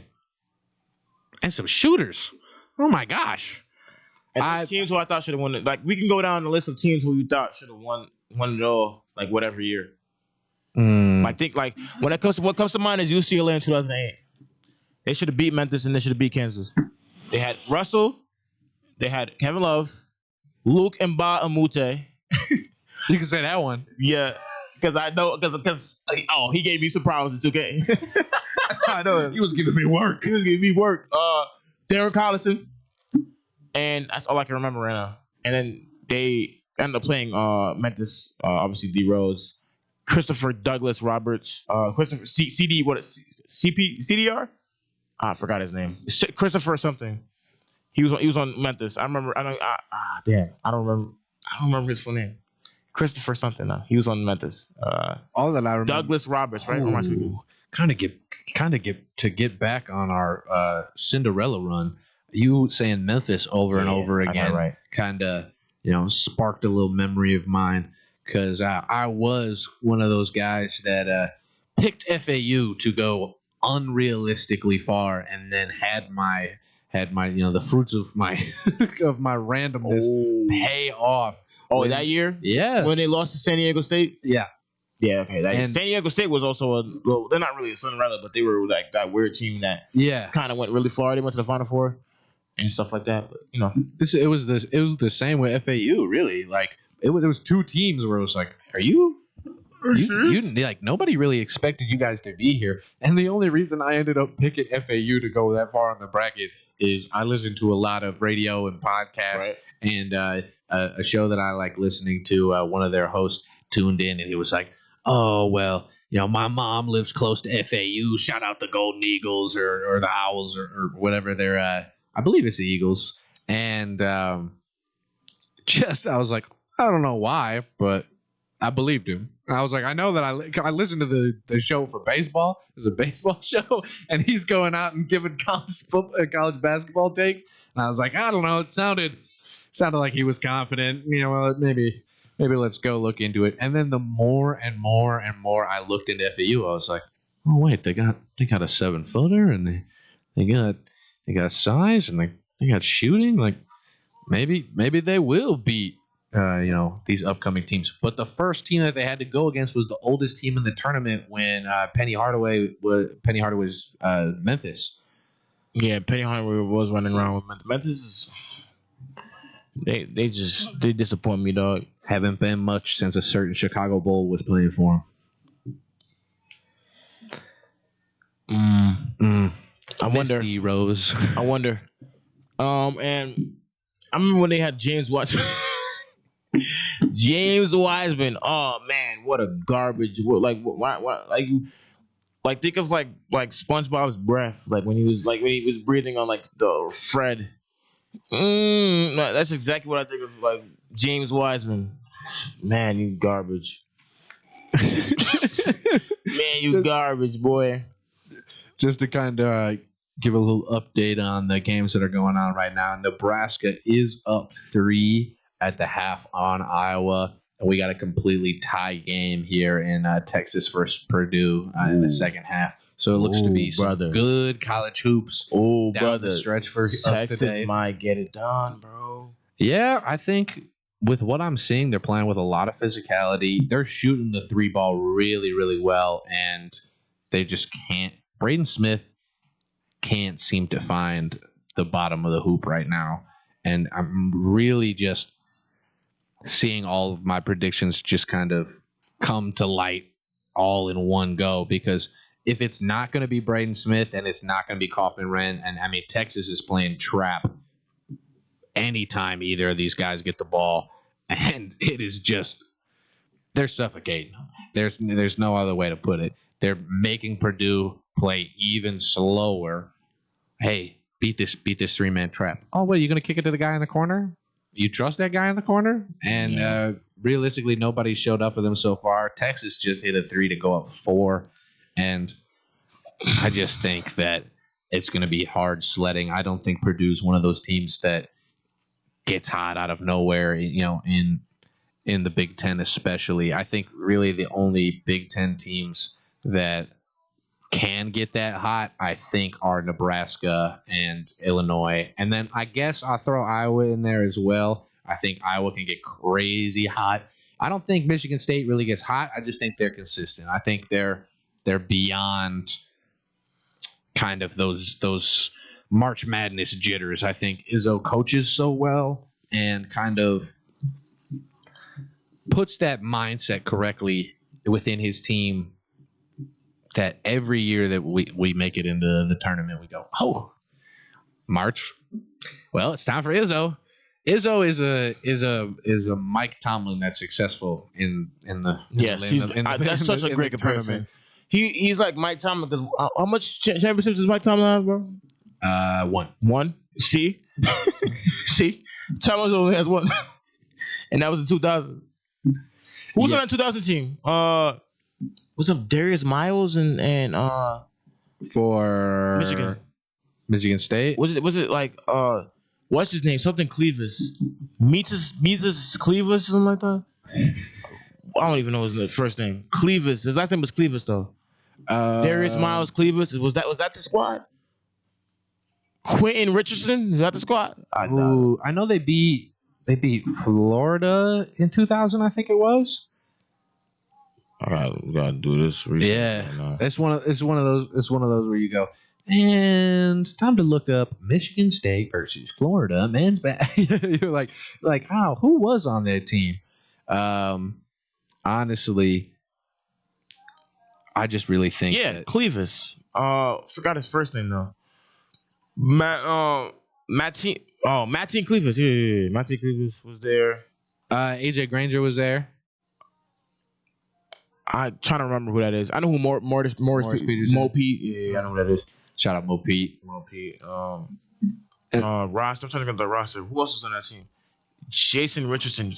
Oh, that's the year. That's the one. Yeah, because they all went in the 2001 draft. That's the squad. There we go. All right, cool. I think if I remember correctly, 2000 was also the year that Ohio State had a bunch of their regular season games vacated, and so like if you go and look back at like the record from 2000, Ohio State's like 5-1, but they're ranked like 8th in the country. When I think of Ohio State basketball, I think of Greg Oden, bro. That's like 2006, 2007, because they made the championship in 2007, but they lost to Florida. It was Greg Oden, Mike Conley Jr. Man, Mike Conley Jr. was one of them. They were both freshmen, and they both went in the draft, but they ended up losing to Florida because they came back. They ran it back because of Joakim Noah and Al Horford and Corey Brewer and the whole squad. Corey Brewer, shout out the most random 50 ball. Him and Malachi Flynn. Malachi Flynn and Terrence Ross.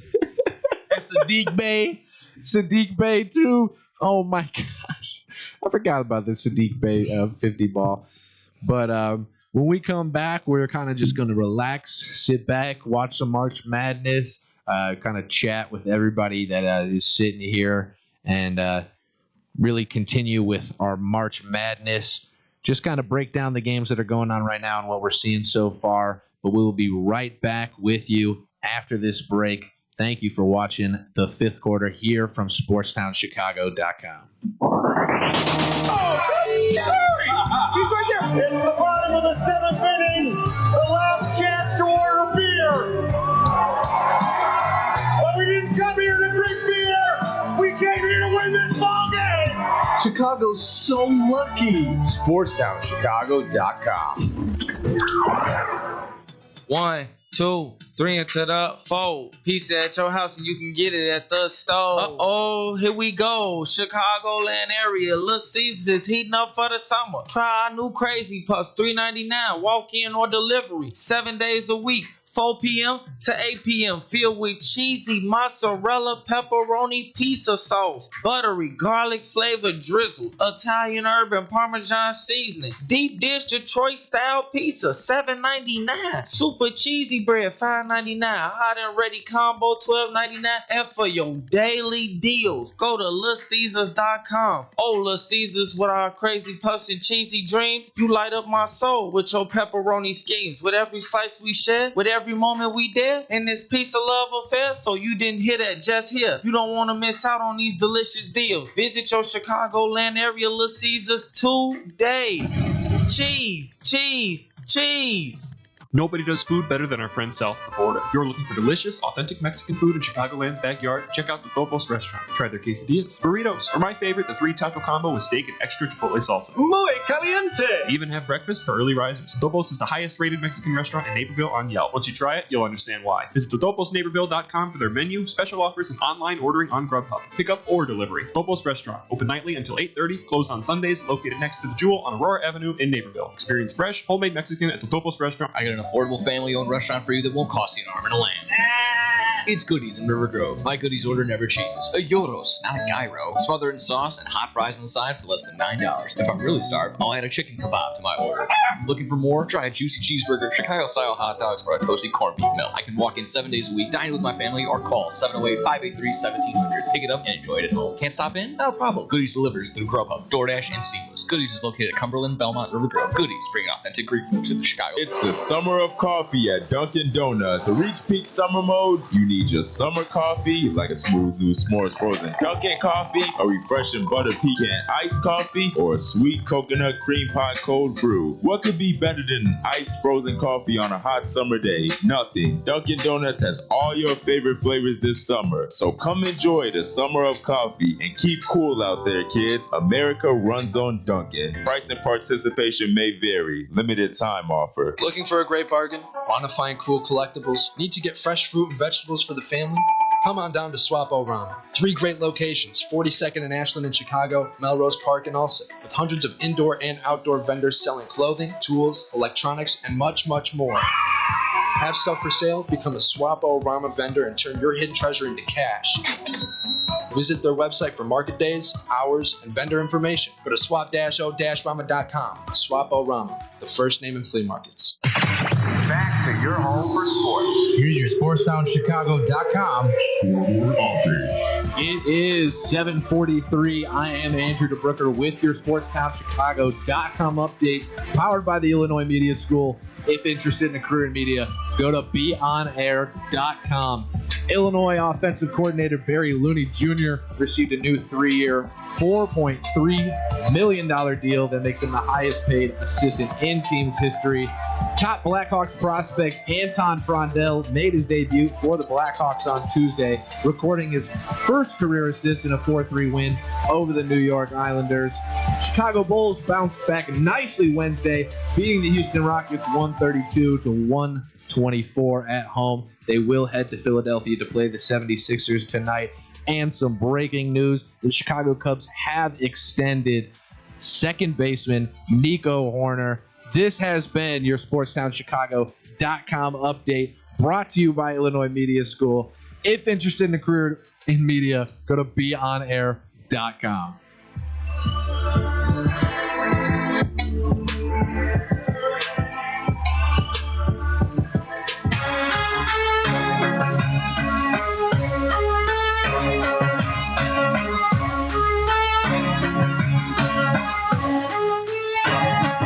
Crack open a beer and spread some cheers. The fifth quarter is back.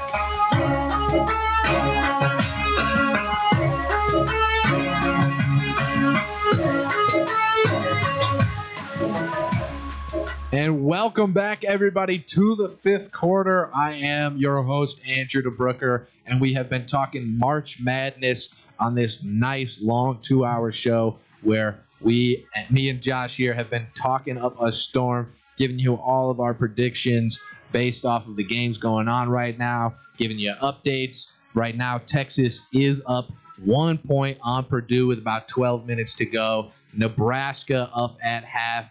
Both kind of games that we assumed would be going in this direction. And honestly, I find it hard to believe that either Purdue or Iowa is going to scrape and claw their way back. I feel my belief in Purdue has gone, and it was gone at the start of this tournament. And the more that I watch Texas play basketball, the more I think that I just don't think Purdue is up to the task. And I just am so excited to sit here and watch some March Madness with you guys, really kind of break down what we're seeing and what's going on in this later slate of games. So with me, my lovely guest this evening. You want to go ahead and introduce yourself? Yo, it's Joshua, man. You feel me? We've been talking March Madness this whole time. Let's continue talking March Madness. Yeah, I mean, I know that you've had a hard time getting the stream to work on your side. You know, maybe watching. Well, I ain't gonna lie, the Wi-Fi poo garbage. Yeah, and shout out Adam for the phrase. Yeah, I have my own phrase. I just can't say it on here, so I'm gonna just say poo garbage. Yeah, that's radio safe, I think. Yeah. Now PG, we got to be a PG. Sure. You know, try to make sure that everything's all good. As I start talking up Nebraska, Iowa all of a sudden ties it, so that's just fantastic. Maybe I need to keep my mouth shut. And now Purdue's in the lead as well. Here I am, you know, talking out the side of my head, you know, saying, "Oh, Texas this, Texas that, Nebraska this, Nebraska that," and instead we have just seen a back and forth game both ways. Big steal for Braden Smith right there, getting the layup to put Purdue up 3. There's been 10 lead changes in this game, and it's going to be a good game. We got about 11 minutes left in this matchup in Texas versus Purdue. And honestly, Purdue's on a 6-0 run within the last minute and a half. So kind of going down what you were saying earlier, where it is a game and a tournament of runs. You cannot. Oh, big shot from Texas to tie it up. So, man. Okay, you know what? We're watching this on my phone. I gotta watch this, man. This is getting really intense. Mark from Texas, he's got 24. He's got 24. Oh man, he's half of Texas's offense right now, and I think that is exactly what they need to beat a team like Purdue. Kind of how we were talking about earlier, that they're deeper than Purdue, but I didn't believe in like the top end talent. But now Tremont Mark is 9 for 11 and 4 for 6 from 3. So I guess I should have maybe held my tongue on that one a little bit. And Kaufman Wren and Braden Smith both with over 10 points. Kaufman Wren hasn't missed yet. 7 for 7, 16 points, 6 rebounds for the Boilermakers. Braden Smith, he's got 10 points. He's 5 for 13. Hasn't hit a 3 yet, but been facilitating well with about 5 assists. So I'm just really excited to see how these games sort of turn out. I think that we're in for some good basketball, and I'm excited. I'm watching ads right now. It's pissing me off, man. Are they telling you about Marriott Bonvoy? They're talking to me about the Galaxy S26, bro. How you can get it for $0. You can get it for $0, bro. Okay, can I talk about that? My producer Adam just brought up a great point. The Boozer commercial. I don't need to see the Boozer commercial again, Bro, I see it five times, and I just see his father in the middle of it. The father just sits in the middle of the two of them. We don't care, brother. Oh my gosh. Yo, Like, somebody bro. need to tell Carlos Boozer to stop dyeing his beard too. Bro, Oh, bro, my. this is the same dude who draw his head. Like, bro, he drawn his hairline, bro. We Carlos focus. Boozer drawn his hairline, bro. On the Bulls, bro. I'm a That's big. the one where he wiped it off, and you could see that he drew his hairline. I'm a big Bulls guy, but I just there's 16 teams in this tournament, and I feel like I see the Boozers more than any other players out there. It doesn't. I get that he's a top prospect, and AJ's not in the tournament anymore, and neither is Darren Peterson. But like, what? Where's the Cuffs commercial? He just got he just got a shoe deal. Bag from Reebok. That's why I'm saying bro. I ain't gonna lie. I'm gonna go through comps real quick, bro. Okay, so Boozer's comp is Kevin Love. I like that. It's Kevin Love. And people saying that's a bad comp. Oh, look at Kevin Love. Kevin Love, this and that. Kevin Love was the best rebounder in the league for 5 seasons. Kevin Love was an All NBA player for 5 seasons. Do your homework on him on the Timberwolves. Oh Next, my gosh. AJ. He reminds me of Tracy McGrady and Jason Tatum. Jason Tatum, he's a more athletic Jason Tatum and less athletic Tracy McGrady. That's what he's. That's my comp. for him. Okay. Darren Peterson. My comp for Darren Peterson is Wade, Kobe. Kobe because he looks like and shoots just like Kobe Bryant. Wade because he gets downhill like Wade. That's my comp. So one thing that I have been hearing a lot about the Darren Peterson stuff is that recently he came out and talked about how it's cramps. It's cramps. And Okay. that's why he keeps pulling himself himself out of games and then this and that. But I guess my question would be, how much does that worry you, going forward? I think that speaks to maybe a nutrition issue. I know it was a big thing for Paulo he was at Duke, that they had to get him extra electrolyte, he used to lose Gatorade pounds. because he was losing pounds and He's still on the bench and losing pounds, sweating. yeah. Damn, dude. So I think that's I would like to see something of the sort to, ease those ailments, for Darren Peterson. I don't know if it's as easy as, when I used to play football and you get a cramp, they go ahead and they feed you little mustard packets. Take a mustard packet to help you with cramps and kind of get that lactic acid moving. So maybe Darren Peterson needs to get a Heinz sponsorship or something, because I just really blows me away how we all consider him one of the best players in the country, and he's Derrick Henry in high school. He's getting pulled at halftime, and he's doing it himself, not because Kansas is lighting it up, but because he can't play no more. And so I think especially as we've talked about the amount of freshman talent and young talent that is at the top of this draft, I have I think that's the biggest hole in any of them is Darren Peterson's health. And so I have a hard time convincing myself to pick him over Cameron or to pick him over AJ. Honestly, I have a hard time picking him over a Cuff. I know that he is, an amazing point guard, but I when I'm going to spend a high-level lottery pick on something like that, I need you to be available, especially in today's NBA. I respect the process. And I think like a Cuff, right? I got a Cuff at 4, and the Cuff's comp to me is Iverson. He plays like Iverson. He has the braids like Iverson. The brother. I was just about to mention the braids. I was like, it's not the braids. It's the brother signed to Reebok. Yeah, he might be Iverson. In a different shell. I would say my 5th pick is Flemings. Flemings reminds me of De'Aaron Fox. A much better defender than De'Aaron Fox. He's a better defensive De'Aaron Fox.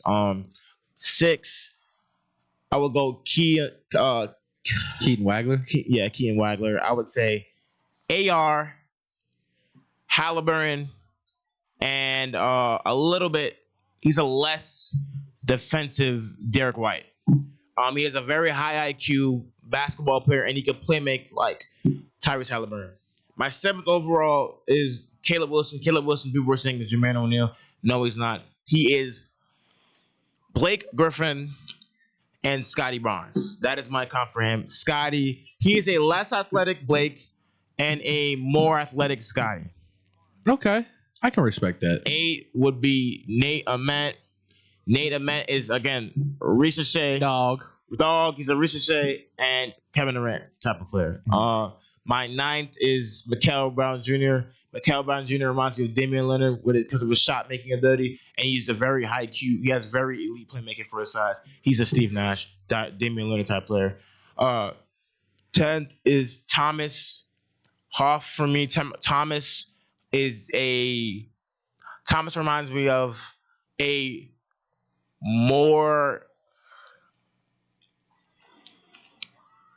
more athletic Cameron Johnson. Okay, more I can Cameron. see that. What about like a Braden Burries or LeBron? What's it? Landon? Oh my. Oh. Phylon. Thank you. Here we go again. Another boozer commercial. I'm watching. Wait, are we watching the same commercial? Oh. Hold on. Are we watching the same commercial? Nah, we're not. I'm watching this Roundup commercial. I could honestly care less, but like we're watching this Roundup commercial. I don't know, bro. I feel like in terms of like comps, I would say LeBaron. What's it? LeBaron. LeBaron. LeBaron Fallon. Yeah. His comp is pretty weird. I would say D-Book. Okay. D-Book. And then Braden Burries is I don't know, bro. I can't tell you his comp. He might be like 101. His comp, he might be 101. Just something different. I wouldn't say something different. He might just be 101. I mean, he's a 3-level player. So I feel like there's nothing he can do offensively. I don't know. He's 1 of 1, bro. I searched it up. They're saying his comp is Eric Gordon. Okay. No. He's better than that. He's better than that. Yeah. He's his own.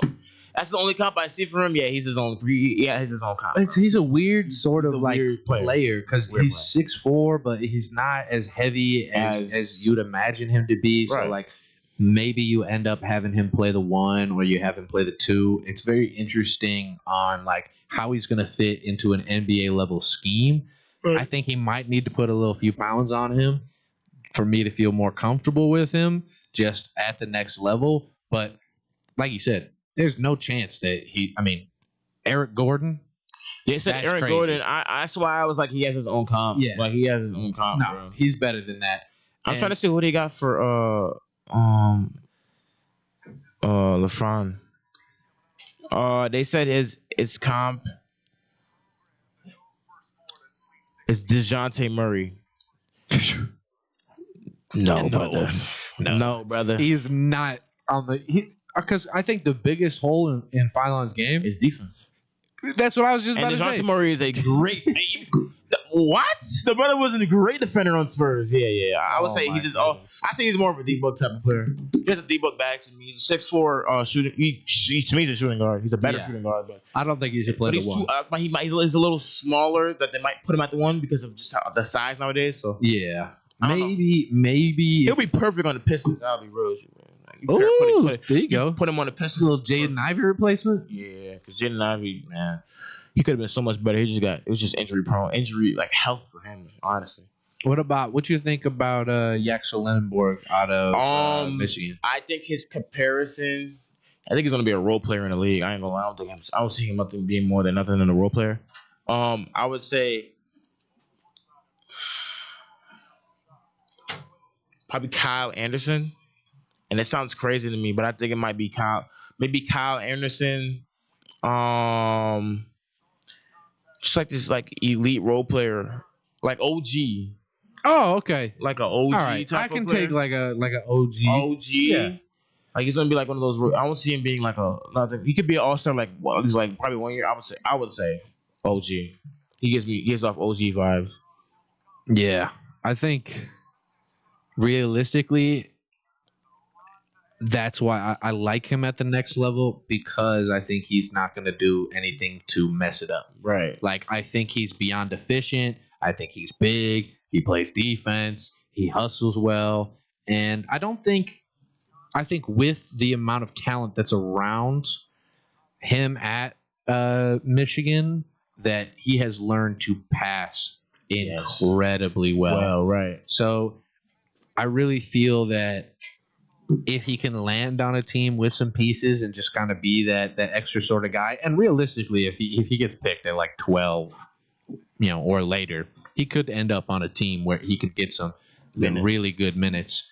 And I just think that him and Steinbeck out of Washington. Steinbeck, okay. I think both of them kind of fall in the same group. I mean, Steinbeck is a whole inch taller, but I just feel like there's not that like wham where I'm like, oh wow, like you're gonna be, amazing at this at the next level. And I feel like that we're kind of spoiled with the top sort of 7, 8 guys all being young freshmen who we've seen really compete. And I think with Lendenborg and Steinbeck, it just it's the college big man, but you're not doing anything crazy well. You're not shooting the 3-ball crazy well. You're not defending like at a uber high level. And so it just kind of it gets worrying. I honestly am with you on, I think out of all of them, Thomas Haw out of Florida is going to translate way better than I think Yaxel I think he's going to be way better of a player. Or Steinbeck. And just kind of give everybody a little update as well as we've been. I'm watching this Texas and Purdue game. Yeah, as we've been chatting away. So Purdue has officially just gone to the line here. It is 67-66 Texas. Just missed the first. Yeah, with about 6 minutes to go here. And Nebraska and Iowa just as close with 58-57 with under 10 minutes to go. Gonna be some good basketball. I honestly, there's nothing more exciting than March Madness. I am a huge baseball guy, and opening day was today, and it shames me to admit it a little bit, but I didn't realize it was opening day until about half hour into my car ride, and I was like, oh, I didn't wear a jersey, or all because I'm too locked in on March Madness because I was so excited for the matchups. March Madness might be the greatest, like, dare I say, it might be one of the greatest things, like the greatest sports events ever, bro. Like greatest sport event? I wouldn't say it might be one of them though. I thoroughly enjoy watching March Madness. Yeah. I always think the Super Bowl is probably the Super Bowl. I would say top 3, bro. Yeah. Super Bowl, World Series, March Madness for me. For sure. Personally. I honestly saw this the other day and I kind of want to get your take on it. What do you think about the conversation of expanding March Madness? To how many teams? I believe they were talking like 74 last I checked. And so I'm all right. Yeah, I'm good. And I think this year proved to me that I don't need I don't really need these I'm completely spaced on my thought here.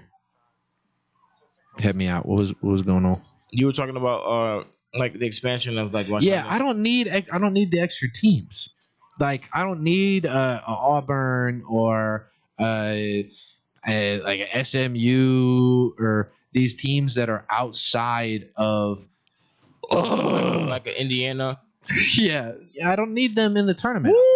Yeah, John's a little behind on us right now. But oh my god! That's what Lefty Fuller was doing. That was a little different. That's a 3 ball. That was different, brother. Oh my goodness, boy! Oh, that Lefty 3 was a little different, boy. Yeah, they gonna match it? Oh no, they had garbage.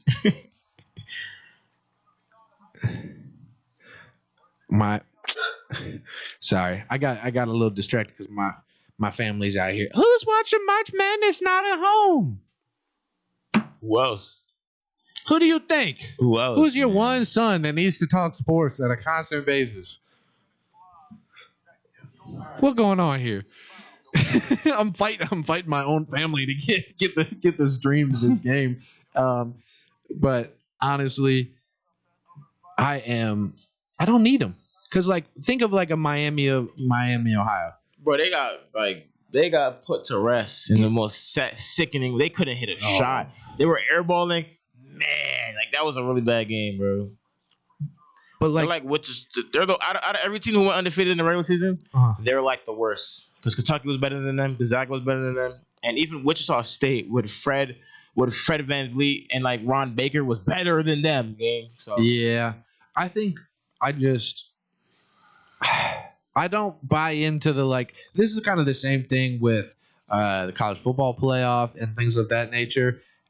I don't think expanding the tournament does not solve this team should have been in, that team should have been in, because the bigger you make the bubble, the more and more teams are going to be upset. The lower and lower teams. Then you're gonna what if we go to 74 teams and I'm gonna have a team ranked 80th in college basketball being whining about not making the tournament? You're 80th in college basketball. Why do you deserve a playoff spot in any sense? It makes zero sense to me why you think that you deserve all the Bruce Pearl stuff. First off, Bruce Pearl got to keep his mouth shut because talking out of the side of his head, I'd rather have 18 and 15 Auburn over Miami of Ohio. Miami of Ohio not only won 3 more away games, they played more away games than you. And that's without being able to get a quad 1 game. And then the first quad 1 game they played, 1-0. I think I'm right on the side of that coach at High Point where it was Miami of Ohio and High Point are 2-0 in quad 1 games. But I guarantee you they couldn't schedule them. And I think that just is another issue for these teams where it's okay, so now we have these schools that are these mid-majors that can't even afford or be able to convince these non-conference games to come and play them. And then you think if you extend the field out to 74 or 78 or whatever it may be, that's going to go away? No, it's just going to get louder and louder and louder, and from people who deserve it less and less and less. I don't want to hear about a team that's 18 and 15 and thinks that they should have made the tournament, because you're 18 and 15. You're barely 500. And you deserve a spot in March Madness? I'd rather take, High Point, who's, from the whatever conference and who went 30 and 3 than you at who's playing an SEC level schedule and you can't win. Heck, you can't even barely scrape above 500.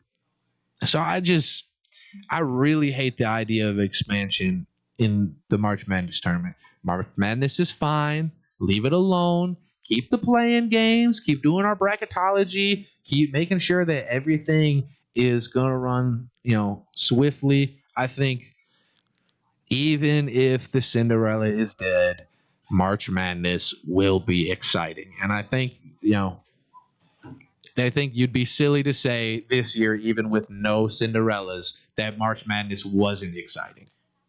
No, it was though. There were some 5-12 matchups that, definitely kept me excited. Some, there's a lot of good matchups that kept me excited, so I can't complain. It's been a good March Madness, and the games going on right now are close, so I can't complain either. And I just got hit with an ad, so I'm kind of not too happy about that one. But no, it's Amazon Prime ad right now. That's kind of how I view it right now. That's another thing I kind of wanted to mention just offhandedly with what you're saying. The ads in March Madness are ridiculous. It's we're taking a 30-second timeout, and we're gonna go ahead and we're gonna go ahead. Every dead ball is a timeout, bro. Yeah, I just can't believe it. I refuse to believe it. I think realistically, keep March Madness the exact same way. We'll get to enjoy it how we enjoy it every single year, and it being one of the greatest sports events that we have throughout the year. Getting to see these mid-major teams, getting to see these big teams doing all sorts of the great things. Thank you so much for talking to me about some March Madness. I love talking basketball. Love basketball. There's so much to talk about going on forward with March Madness. I can't wait to, maybe get to see Illinois destroy Houston later tonight. And thank you so much for tuning in to this wonderful episode of the Fifth Quarter's new format. Really appreciate you guys all watching, and we will see you next Tuesday. Thank you guys so much from Sportstown Chicago. This is your home for sports. This is the best fans in the world. No better team. SportsTownChicago.com. Are you ready for this? Valley View Automotive has all of the hottest SUVs you've been looking for. Enjoy a test drive and the opportunity to drive one of these powerful vehicles off the lot for half the price. Yes, half the price. Now's the time to get yourself to Valley View by car, on foot, or even by air to take advantage of this outrageous sale. You better